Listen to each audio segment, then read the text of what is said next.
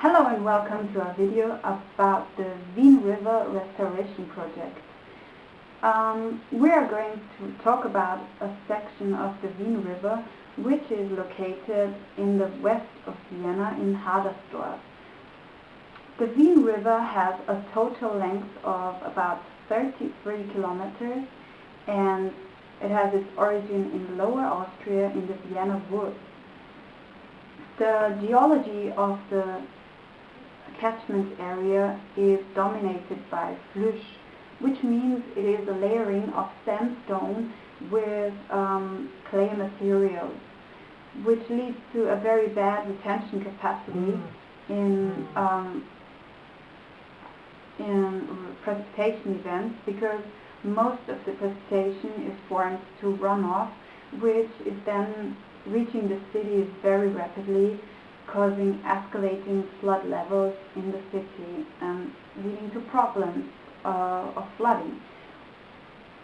Formerly it was a wetland in the city area, but urbanization and also flooding problems in that course led to the pavement of the river. So the river was forced into a paved artificial riverbed, and also 7 retention basins were built which have an area of about 37 hectares and a capacity of 1.3 million cubic meters, and that should relieve from floods.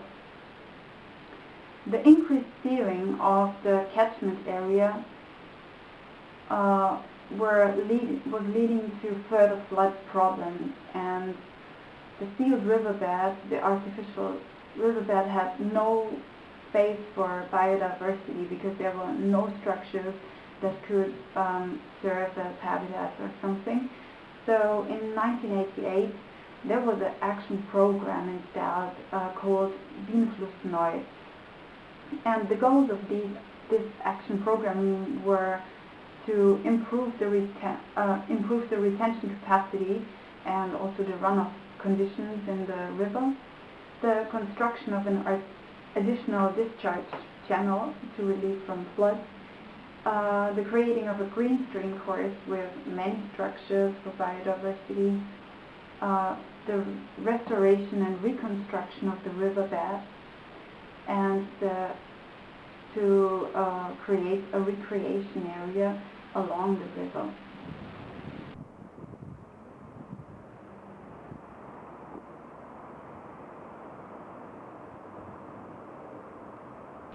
Several sections of the Wien River have been restored.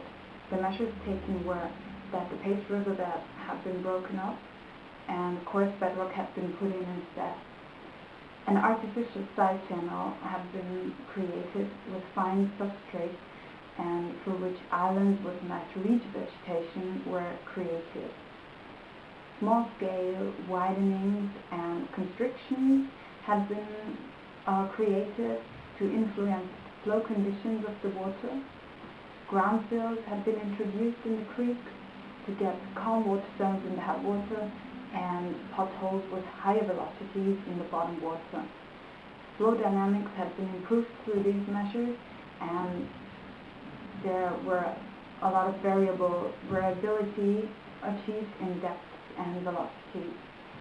Through these variable structures, relocation and deposition processes can take place, and there is a lot of dead wood introduced by the willows planted, and there are many sand islands which provide habitat for a lot of different species. And now a few words about the biologically engineered structures that have replaced the concrete riverbed paving.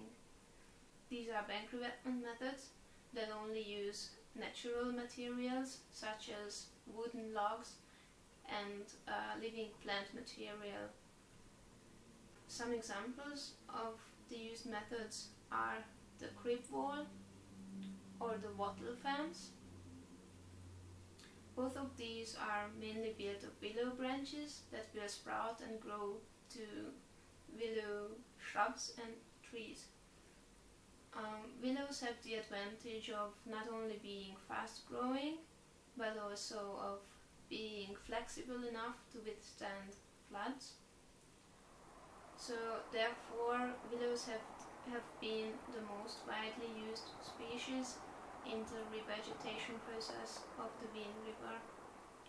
Other species that have also been planted are the common dogwood, the common ash, the great maple, and the European alder, among others. The Wien River still has, to a high percentage, the character of an artificial subchannel. The measures taken brought a significant improvement of the morphological conditions of the river.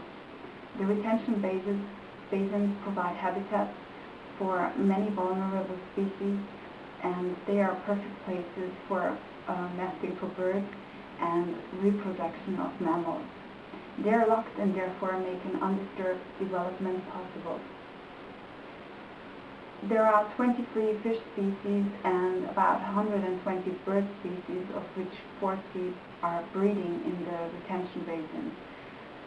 There are also guests looking for food in the area, like the beautiful kingfisher. There are a lot of mammals like beavers, badgers, foxes, and also butterflies and dragonflies like the beautiful demoiselle.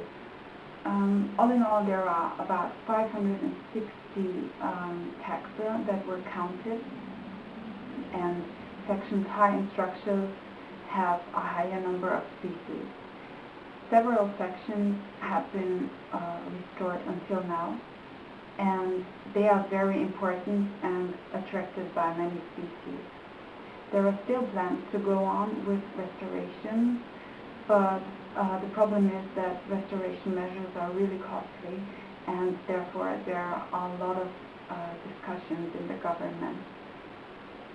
It will again take a lot of time to get further sections restored, but the parts that are done until now contribute to a significant improvement of the conditions in the river.